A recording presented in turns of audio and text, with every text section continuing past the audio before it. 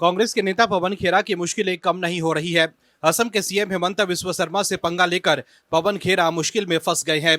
असम चुनाव से पहले पवन खेरा ये दावा कर रहे थे कि चुनाव के बाद बंटी और बबली होने वाले हैं फरार, लेकिन सीएम शर्मा और उनकी पत्नी तो कहीं नहीं भागे, लेकिन पवन खेरा ही भागे भागे फिर रहे हैं। कांग्रेस के नेता राहुल गांधी पवन खेरा को बब्बर शेर बता रहे थे, लेकिन राहुल गांधी के बब्बर शेर सोशल मीडिया से भी गायब हैं।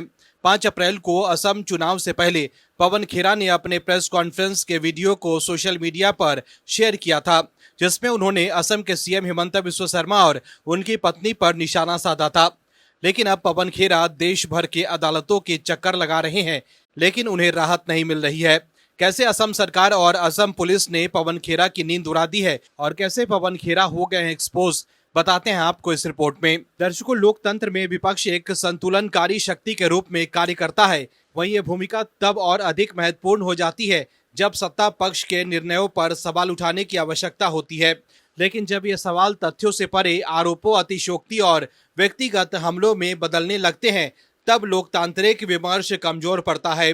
कांग्रेस नेता पवन खेरा से जुड़ा मामला भी कुछ ऐसा ही है, लेकिन आखिरकार इस मामले में न्यायालय को हस्तक्षेप कर राजनीतिक बयानबाजी की सीमाएं तय करनी पड़ी। पवन खेरा द्वारा सीएम शर्मा की पत्नी रिंकी भुइयां शर्मा के खिलाफ लगाए गए आरोपों पर गुवाहाटी हाईकोर्ट ने स्पष्ट किया है कि किसी गैर राजनीतिक व्यक्ति को राजनीतिक आरोपों में घसीटना अनुसूचित होने के साथ ही कानूनी दृष्टि से भी आपत्तिजनक है। दर्शकों, कानूनी कार्रवाई से बचने के लिए पवन खेरा ये तर्क दे रहे थे कि उन्होंने सिर्फ सवाल उठाए थे, लेकिन उनका ये बयान कोर्ट को संतुष्ट नहीं कर सका। वहीं गुवाहाटी हाई कोर्ट से अग्रिम जमानत खारिज होने के बाद पवन खेरा सुप्रीम कोर्ट पहुंचे हैं।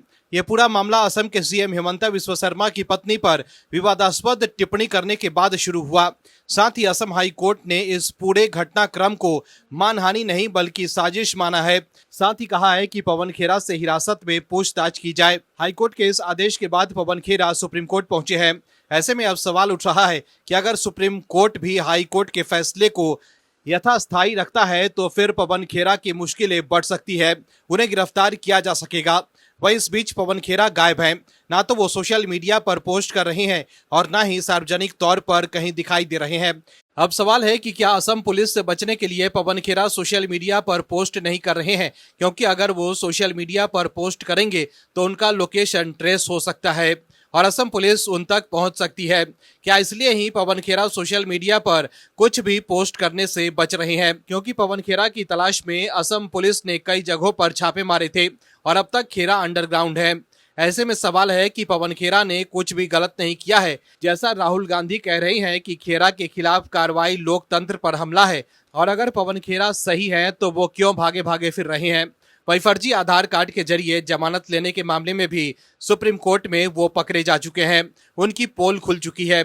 आपको याद दिला दे कि पवन खेरा ने शर्मा की पत्नी रिंकी भुइयां शर्मा पर उनके पास कथित तौर पर संयुक्त अरब अमीरात, एंटीगुआ और बरमूदा मिस्र के कई देशों के पासपोर्ट होने का दावा करते हुए आरोप लगाया था। इसके अलावा उन्होंने उनके पास दुबई में 2 अलग अलग संपत्तियों होने की भी बात कही थी और यह भी आरोप लगाया था कि अमेरिका के व्योमिंग राज्य में रिंकी भुइयां शर्मा के नाम की फॉर्म पर 52,000 करोड़ रुपए की संपत्ति होने का भी आरोप लगाया था। वहीं इस पर सीएम शर्मा और उनकी पत्नी ने उनके खिलाफ केस दर्ज किया था। हालांकि हाईकोर्ट ने माना है कि अपने आरोपों के समर्थन में पवन खेरा कोई सबूत नहीं दे पाए हैं और उन्होंने एक निर्दोष महिला पर आरोप लगाए जिनका राजनीति से कोई लेना देना नहीं है।